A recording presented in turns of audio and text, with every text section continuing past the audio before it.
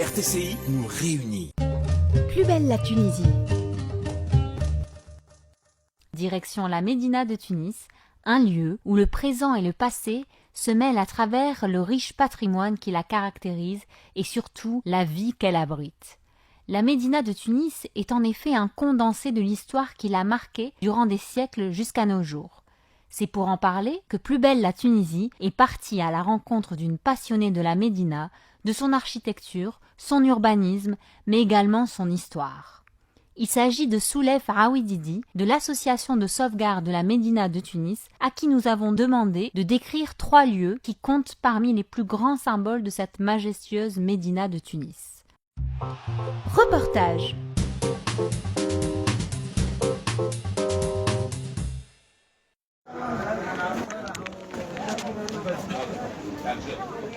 De quel endroit vous avez choisi de nous parler justement? C'est la mosquée Zitouna, c'est l'incontournable, un monument qui reste ancré dans notre tête tout le long de notre passage dans la Médina de Tunis. Ça me reflète un petit peu le côté antique, le fait déjà que je retrouve un petit peu les chapiteaux romains qui ont été repris de Carthage, sur lesquels donc reposent les colonnes. C'est vraiment, les piliers tant à l'intérieur qu'à l'extérieur, la colonnade, la série de galeries, en tant que même à l'intérieur. La variation des chapiteaux et qui donne un petit peu cet aspect somptueux de la grande mosquée. Qu'est-ce qu'on peut dire sur l'architecture de cette mosquée? C'est l'architecture arabo-musulmane, donc classique, de la grande mosquée, qui se retrouve donc avec la cour centrale, tout autour donc il y a la salle de prière. Sinon, ce qui m'attache aussi, donc c'est un petit peu donc le dialogue entre les 2 minarets là, celui de la mosquée Zitouna et celui de Hamoud Abecha. Donc celui-là à la base carrée, l'autre à la base octogonale, entre les deux, qui retrouve un petit peu là l'histoire, Mabda al-Hafid et le Malikite. Donc ça, c'est un peu un dialogue, un pont dialogue, entre oui, deux... oui. Entre 2 époques, bien sûr, l'époque ottomane et bien sûr donc l'époque Hafside.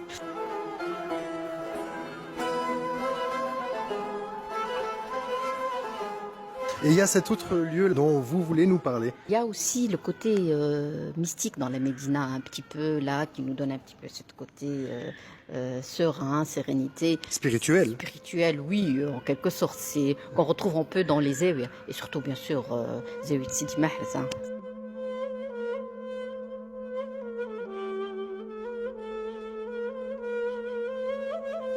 Est-ce que vous pouvez nous décrire les lieux? Donc on y rentre à travers le souk Sidi Mahrez pour se retrouver donc cette immense driba par laquelle on passe. C'est l'espace de... c'est la skrifa, mais c'est une autre échelle. Quand on est dans un lieu qui est beaucoup plus grand, on passe d'abord par la driba. Donc la driba, c'est l'espace donc, qui organise un petit peu, qui nous invite à rentrer. Et d'ailleurs, on commence à sentir un petit peu la fraîcheur par rapport à l'extérieur. Le bruit, déjà, ça s'atténue un petit peu au niveau donc, de la driba.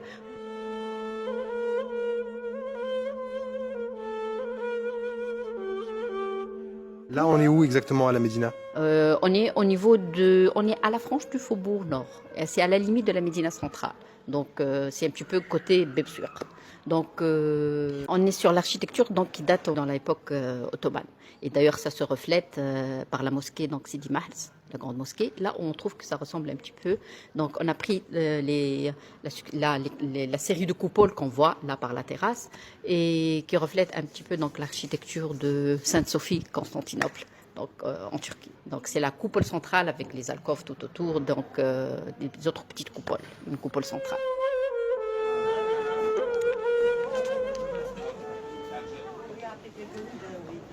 Et bien entendu, il y a les incontournables souks. Oui, les incontournables souks. Ça commence à partir donc de la rue Jemaa Zitouna. Et bien sûr, on a toute la variété, les souks où on entend les senteurs, où on voit les couleurs. Quand on ne s'y connaît pas et qu'on se retrouve dans la Médina, on se retrouve comme dans un labyrinthe. C'est le côté surprenant de la Médina. C'est très très bien étudié. On a la mosquée donc Jemaa Zitouna qui est la centrale et tout autour, on retrouve un petit peu donc le côté souk, toute les séries du souk qui s'accrochent carrément à la mosquée. Et ensuite, petit à petit, on commence à s'éloigner de la mosquée, donc et de toute cette zone commerciale autour de laquelle l'activité, elle est très très très active donc le jour. Et petit à petit, on commence à avoir donc les zones résidentielles, les maisons, les palais. Et petit à petit, c'est les placettes. Très bien conservées. D'ailleurs, c'est pour ça qu'elle est classée. Hein. Les souks les plus nobles, les activités les plus nobles, on les retrouve, sont beaucoup plus près de la grande mosquée. Qui sont, par exemple Comme on trouve là, le souk des étoffes, le souk des parfumeurs, le souk donc, des bijoutiers, etc. Donc, et à fur et à mesure qu'on s'éloigne, donc bien sûr, de ce groupement donc de la mosquée, sur la périphérie de la Médina, donc on retrouve donc tout ce qui est comme activité un peu bruyante qui dérange, le souk des ferronniers, des teinturiers. Donc c'est ça, on le trouve donc dans la zone à la limite entre la Médina donc centrale et le faubourg sud. Et cette organisation qui, jusqu'à nos jours, a survécu. Oui, elle a survécu. Donc on retrouve, on a encore donc sur le Hadedine, donc qui est encore là. Bon, pour les teinturiers, c'est vrai que c'est pas aussi évident. Donc plus on s'éloigne du centre et plus on arrive vers la périphérie. Et là, ce qui démarque la périphérie, ce sont les portes, les fameuses portes. Les fameuses portes de la Médina, bien sûr.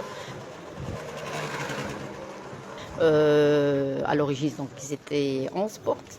Maintenant, bon, à plus fur et à mesure, il y en a des portes qui ont été démolies, il y en a des portes où on retrouve uniquement petite la muraille. Mais par exemple, il y a des portes qui sont vécues. Et on a donc, comme on le voit, la porte de Bebejdid. D'ailleurs, prochainement aussi, l'IMP va projeter aussi de faire son projet là-bas, un petit projet. Donc, et c'est vrai, c'est comme ça que ça va résister. Il faut, étant donné que vraiment, on a une grande surface à l'intérieur de ces grandes murailles. Donc vraiment, il faut essayer d'exploiter ces espaces.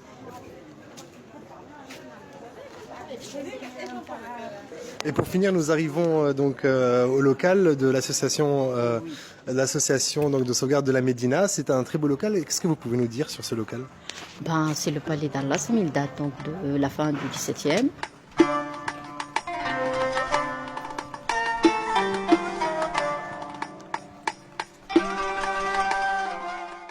On y accède, elle se démarque ça déjà par une très belle porte, donc monumentale, ornée donc de cavelles et harj.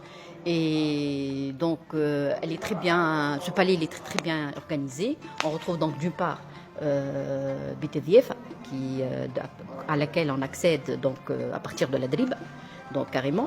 Et au niveau de la Drib, on trouve l'espace d'attente. Et ensuite, c'est une succession de strifes, au fur et à mesure qu'on rentre à l'intérieur. Donc, c'est des espaces en bois où on trouve donc c'est sculpté, c'est bien orné avec des détails. Toutes les murs sont revêtus de céramique ancienne, avec la frise encore en stuc, naqsh hadida. Donc, c'est vraiment notre petit joyau qu'il est très agréable d'y travailler et d'y venir chaque jour.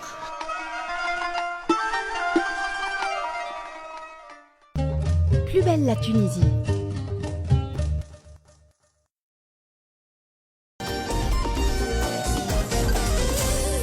RTCI nous réunit.